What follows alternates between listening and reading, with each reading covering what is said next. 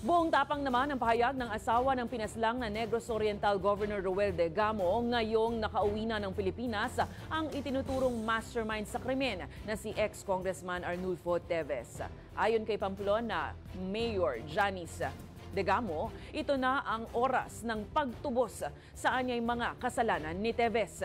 Giit naman ang kampo ni Teves, illegal ang pagpapabalik sa dating kongresista. Ang balitang A to Z ni Kim Salinas. Mahigit 2 taon nang nagluluksa ang may bahay ng pinaslang na Negros Oriental Governor Roel de Gamo na si Pamplona Mayor at ngayon Congresswoman-elect Janice de Gamo. Ito ngayon ang kanyang panawagan. For him to really come home and have the na harapin yung mga ginawa niyang kasalanan. Pinaslang si Governor de Gamo at siyam na iba pa sa loob ng kanyang compound sa Negros Oriental noong March 4, 2023. Ang kanyang kalaban sa politika na si Congressman Arnulfo Teves Jr. ang itinuturong mastermind base sa investigasyon ng Department of Justice at Department of Interior in Local Government. Taong 2023, nang umalis rin ng bansa si Teves para sa official travel pero hindi na siya bumalik sa Pilipinas kahit expired na ang kanyang travel order.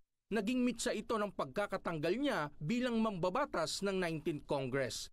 Ayon kay Mayor de Gamo, matagal na sanang nakamit ng kanilang pamilya ang hustisya kung hindi lang tumakas si Teves. Umuwi siya at ipakita niya na he is brave and courageous to face what he did. Dahil yun talaga ang dapat. Yung kasalanan natin, dapat pinapanagutan natin yan.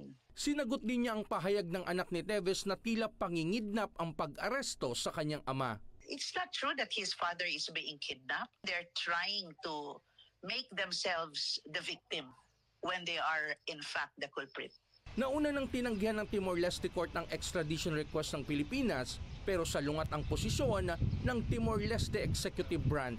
Ayon sa Timorese government, ipinag-utos nito ang pagpapabalik sa Pilipinas ni Teves bilang isang undocumented alien na nahaharap sa kasong kriminal at isang banta sa seguridad sa Timor-Leste. Si Teves ay nasa red notice ng Interpol. Sagot naman ng abogado ni Teves na si Ferdinand Topacio. Katulad noong pagtanggi po sa deportation ni Ginoong Teves ng pamahalaan natin, ay ito ay hindi pwedeng salungatin ng kahit anong order o mandato sa ibang mga ahensya o mga may kapangyarihan sa Timor-Leste. Giit ni Topacio, iligal ang pagpapauwi kay Teves dahil sa inihain nilang petition for habeas corpus sa Timor-Leste Court. Under Timorese law, hindi po dapat munang alisin sa jurisdiction ng Timor-Leste ang subject ng writ of habeas corpus. Dapat iharap mo sa korte yung tao na iyong inaresto at i-justify mo